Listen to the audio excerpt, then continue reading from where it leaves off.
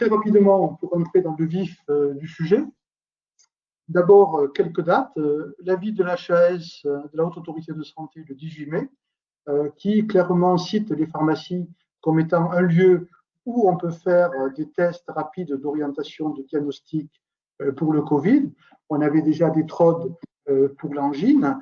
Là, clairement, pour le Covid et certainement pour d'autres TROD, on pourrait bien sûr le faire en officine, tout simplement parce qu'on a un professionnel de santé de proximité, accessible facilement pour les patients et qui rentre dans une stratégie de coordination avec les médecins, avec les laboratoires ou d'autres acteurs de santé.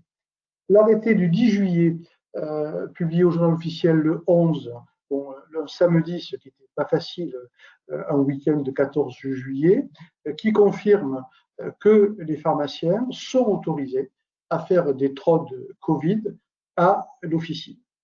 Donc, les choses sont claires. Il y a un document officiel qui dit clairement que nous sommes autorisés à le faire.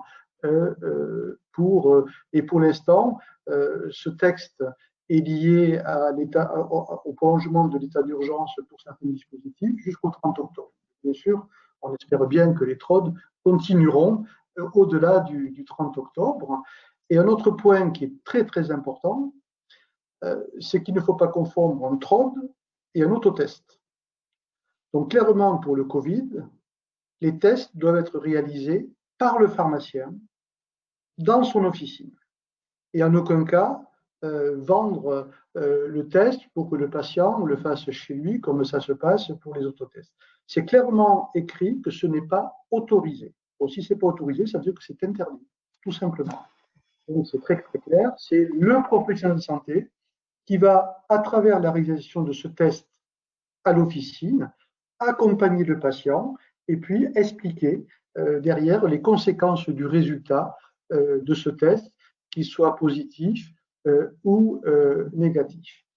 Très rapidement, les tests, eh bien, vous savez qu'ils ont passé la Commission nationale de référencement, que les tests qui sont aujourd'hui qu'il est possible de réaliser en officine ou d'ailleurs en laboratoire, sont des tests qui sont sur une liste qui est disponible sur le site du ministère de la Santé.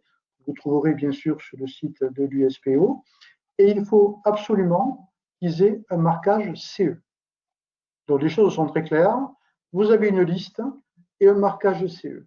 Donc quand vous recevez des fax, vous vérifiez immédiatement avant de commander si ces tests sont reconnus et peuvent être aujourd'hui utilisés en officine.